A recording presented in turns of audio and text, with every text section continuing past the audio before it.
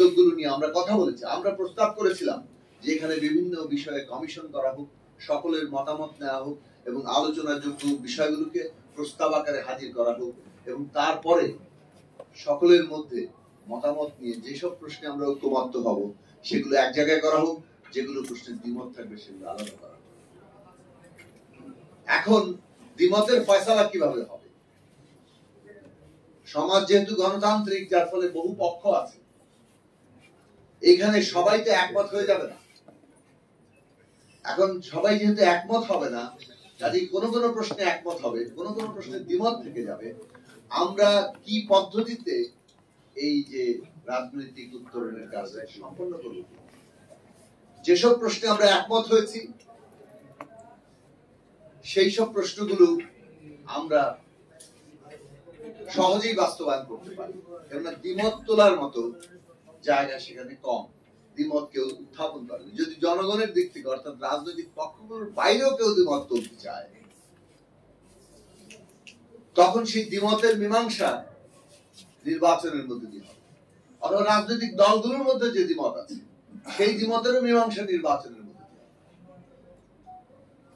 যখন একটা নির্বাচন থাকে না, যখন একটা রাজনৈতিক সংগ্রামে সরাসরি শক্তি প্রয়োগের বাস্তবতা থাকে, তখন রাজনৈতিক দলগুলি কিন্তু জনমতের প্রতিফলন ঘটায়, তার প্রতিনিধিত্বকে নিশ্চিত করে। কাজে রাজনৈতিক দলগুলোর মধ্যে যে ঐকমত্য হচ্ছে, সে ঐকমত্যটাকে একটা জাতীয় সনদ হিসেবে ধরা যেতে পারে। দ্বিমতগুলো নিয়ে আমরা নির্বাচনে যেতে পারি। কাজে নির্বাচন কেবল জনগণের অংশগ্রহণ নয়, এটা আমরা যে সংস্কার প্রক্রিয়ার কথা বলছি, গণতান্ত্রিক রূপান্তরের কথা বলছি, নতুন বন্দোবস্তের কথা বলছি, সেইটার একটা গুরুত্বপূর্ণ অংশ। কিন্তু আমরা শুরু থেকেই দেখলাম হঠাৎ করে যেন নির্বাচন আর সংস্কারকে একটা মুখোমুখি দাঁড় করানো, এমনকি বিচারকেও প্রায় মুখোমুখি দাঁড় করানোর চেষ্টা করা। এই যে বিচার, সংস্কার, নির্বাচন, এটা পরস্পর সম্পর্কিত, ঘনিষ্ঠভাবে সম্পর্কিত। একটা ছাড়া আরেকটা আসলে তার লক্ষ্য অর্জন করতে পারে না। এই প্রশ্নটাকে গুরুত্বের সাথে বিবেচনা না করার ফল হচ্ছে আজকে ঐক্যের মধ্যে ফাটল ধরছে, আজকে আস্থার মধ্যে একটা বিরাট সংকট সৃষ্টি হচ্ছে এবং সরকারের সাথে রাজনৈতিক দলগুলোর এমনকি রাষ্ট্রীয় প্রতিষ্ঠানের মধ্যে একটা দূরত্ব, অনাস্থার জায়গা আমরা দেখতে পাচ্ছি। এই বিষয়গুলো মোটেই আমাদের জন্য কোনো ইতিবাচক ব্যাপার নয়, কারণ এই ধরনের অনাস্থা, এই ধরনের দূরত্ব আমাদেরকে এমনকি বিপর্যয়ের মধ্যে ফেলতে পারে। রাজনীতিতে অনেকগুলো কথা চলে এসছে। নির্বাচন কি আদৌ ঘোষিত সময়ের মধ্যে হবে, অর্থাৎ এই ডিসেম্বর থেকে জুনের মধ্যে? সরকার কি প্রলম্বিত হবে? অনিশ্চয়তা কিভাবে চলতে থাকবে? এই প্রশ্নগুলো এসেছে।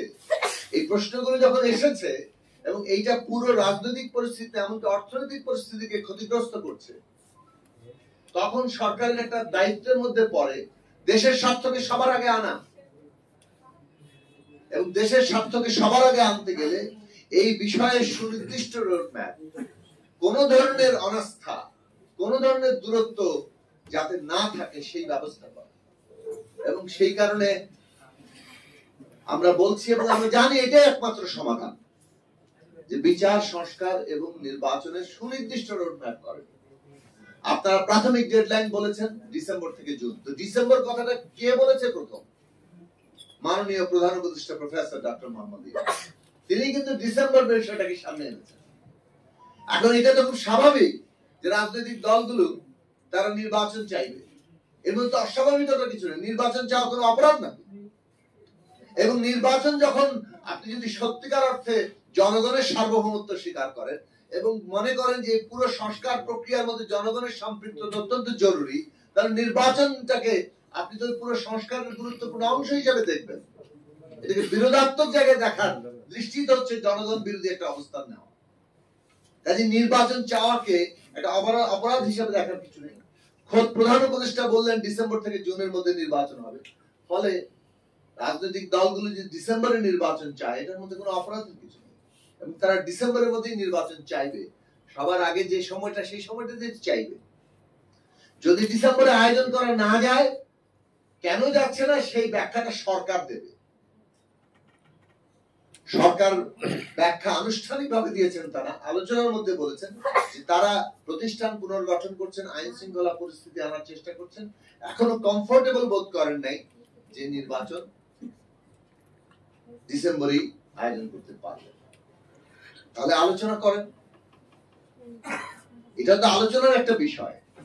আলোচনা করে কিভাবে একটা দ্রুত কমফোর্টেবল জায়গায় আসা যায় সেই জায়গা তৈরি করেন।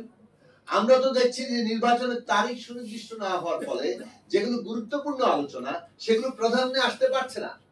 বাংলাদেশে এখন গুরুত্বপূর্ণ আলোচনা হচ্ছে সংস্কার কোন কোন প্রশ্নগুলো সত্যিকার অর্থে ন্যূনতম এই জায়গায় না গেলে দেশে ক্ষমতার ভারসাম্য তৈরি হবে না। এখন টিক চিহ্ন আর ক্রস চিহ্ন দিয়ে কিন্তু সব বোঝা যায় না। আপনি লিখে দিয়েছেন 2 বারের বেশি প্রধানমন্ত্রী কেউ হতে পারবে না, আপনাদের প্রস্তাব। আপনি কারো ক্ষেত্রে লিখলেন টিক চিহ্ন আর কারো ক্ষেত্রে লিখলেন ক্রস চিহ্ন। মনে হলো যিনি ক্রস চিহ্ন তিনি বলে এটা মানেন না, কিন্তু এখানে যে তার ভিন্ন প্রস্তাব আছে সেটা কিন্তু আর এখানে উল্লেখিত হচ্ছে না। মনে হচ্ছে এটা বোধহয় মানে হ্যাঁ আর না এর মধ্যে ফেলে দেওয়া হলো। এইভাবে করে কিন্তু সংস্কারের কোন মানে একমত আর দ্বিমত হবে না। পদ্ধতি হিসেবে অত্যন্ত ভুল। রাজনৈতিক ঐক্যতার বদলে যদি এই সংস্কার কমিশন এমন কোন উপস্থাপনা হাজির করেন যেখানে রাজনৈতিক মানে মাঠের মাইলেজ নেওয়ার চেষ্টা হবে কারো কারোর জন্য, সেটা কিন্তু অনেকেই মানবেন না। তাহলে আপনারা নিজেরাই পরোক্ষভাবে বিরোধ উস্কে দেওয়ার জায়গাতে ভূমিকা রাখবেন। এই জায়গাগুলো পরিহার করা দরকার। সত্যিকার অর্থে কোন জায়গাতে ক্ষমতার ভারসাম্য তৈরি হওয়ার জন্য অপরিহার্য সংস্কার, সেই জায়গায় আমরা ঐক্যমত হতে পারছি না। যদি না হতে পারি তাহলে সেটা নির্বাচনের ম্যানিফেস্টোতে যাবে। জনগণকে সেই বিষয়ে সংগঠিত হওয়ার সময় দিতে হবে। আমরা যারা মনে করি প্রধানমন্ত্রী 2 মেয়াদই হওয়া দরকার, সে যদি শেষ পর্যন্ত ঐক্যমত্য না হয়, যারা বলছেন 3 মেয়াদে, যেমন বিএনপির প্রস্তাব হচ্ছে তারা 3 মেয়াদ পর্যন্ত চান, মাঝখানে একটা বিরতি সহ। এটা কেবল ক্রস চিহ্ন দিকে বোঝা যায়। যারা 2 মেয়াদ চাচ্ছেন আর যারা বলছেন 3 মেয়াদ একটা ক্রস গ্যাপ সহ, সেটা কি কেবল ক্রস চিহ্ন নাকি এটা ভিন্ন প্রস্তাব? এখানে যদি শেষ পর্যন্ত ঐক্যমত্য না হয় তাহলে মীমাংসা কি? মীমাংসা হচ্ছে জনগণের কাছে যাওয়া। জনগণের কাছে যাওয়া, জনমত সংগঠিত করার এই যে কাজটি, সেটা আমরা করতে পারছি না। কারণ নির্বাচনই কবে হবে আর সংস্কারের এই জায়গায় কোন জায়গায় বিরোধ এবং ঐক্য, সেটাতে এখনো পর্যন্ত ফয়সালা হয়নি। আপনারা 15 জুলাই পর্যন্ত সময় দিয়েছেন, ভালো কথা। 15 জুলাইয়ের মধ্যে এই বিষয়ে কতটুকু ঐকমত্য হলো, কোন কোন বিষয়ে দ্বিমত আছে, কারণ এগুলো অনেকগুলো এখনো নেগোসিয়েশনের বিষয়। এখানে অনেকগুলো বিষয় আলোচনার বিষয়। রাজনৈতিক দলগুলো যেমন ঐকমত্য কমিশনের সাথে আলোচনা করছেন, তেমনি রাজনৈতিক দলগুলো নিজেরা আলোচনা করছেন, এবং অনেক জায়গায় নেগোসিয়েশনের মধ্যে দিয়ে অর্জন করা সম্ভব যদি আস্থার সম্পর্ক থাকে। তাহলে সেই জায়গাগুলো আমরা সম্পন্ন করি, আগে ভাগে এমন বিরোধ সৃষ্টি না করি যাতে যা অর্জন করা সম্ভব ছিল সেগুলো থেকে আমরা পিছিয়ে পড়ি। কাজে আমরা যে সমস্ত প্রশ্নগুলো এখনো অর্জন করা সম্ভব সেগুলো দ্রুততম সময় 15 জুলাইয়ের মধ্যে করি। নির্বাচনের সময় ঘোষিত হলে তাহলে যে সমস্ত বিষয়ে দ্বিমত আছে সেগুলো নিয়ে আমরা জনগণের কাছে যেতে পারি। জনগণ যে সংস্কার প্রস্তাবকে বেশি সমর্থন দিবেন, নির্বাচনে বিজয়ী করবেন, সেই সংস্কার প্রস্তাবে কিন্তু বাস্তবায়িত হবে। এই জনগণকে সেখানে সিদ্ধান্ত দিতে হবে। এটা ধরেই নেওয়া হয়েছে যে একটা দলই জিতবে, কাজেই আমাদের বোধহয় কোনোভাবে চালাকি করে বুদ্ধিশুদ্ধি করে একটা ঢুকিয়ে দিতে পারলেই বোধহয় একটা সংস্কার হয়ে গেল।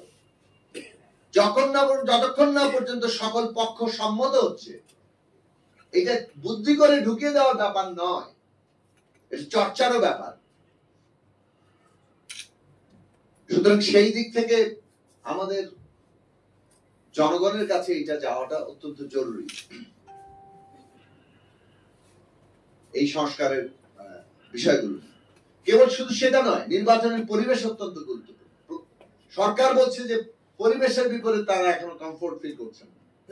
পরিবেশের প্রশ্নটাও তো আলোচনা হতে পারছে না। নির্বাচনের তারিখ ঘোষণা করলে আমাদের কনস্টিটিউয়েন্সিতে কিংবা ওখানে অনেক নেতৃবৃন্দের কনস্টিটিউয়েন্সিতে যে যথার্থভাবে আইন শৃঙ্খলা বাহিনী নিরপেক্ষ ভূমিকা রাখছে না, পক্ষপাত দেখাচ্ছে, সরকার নিজেও পক্ষপাত দেখাচ্ছে, আইন শৃঙ্খলা বাহিনী সরকার না কার কথা শুনছে, এইসব প্রশ্ন নিয়ে যে কথা বলা সেটা তো বলাই যাচ্ছে না। এইগুলো কথা বলার মধ্যে দিয়ে কিন্তু সামনে পরিস্থিতি ঠিক হবে এবং এই প্রতিষ্ঠানগুলো যথার্থভাবে কাজ করতে শুরু করবে।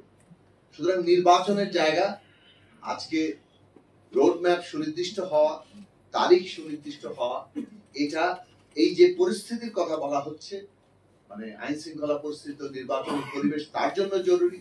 সংস্কার প্রস্তাব জনগণের মধ্যে সম্পৃক্ত করে তাকে একটা জনমতের জায়গায় নিয়ে যাওয়া তার জন্য জরুরি, এবং দেশের সামগ্রিক স্থিতিশীলতা, অর্থনীতি সহ খুবই গুরুত্বপূর্ণ জায়গা, এইটার জন্য জরুরি। এই কাজটা আপনারা কেন করছেন না সেটা বোধগম্য এখন পর্যন্ত হয়নি, এবং এই বোধগম্য না হওয়ার মধ্যেই কিন্তু দূরত্ব এবং অনাস্থার জায়গা। সুতরাং সরকারের কর্তব্য দূরত্ব এবং অনাস্থাকে জিয়ে রাখা নয়, বরং দ্রুত এই দূরত্ব এবং অনাস্থাকে কমিয়ে নিয়ে আসা এবং একটা সুস্পষ্ট জায়গা দাঁড়ানো।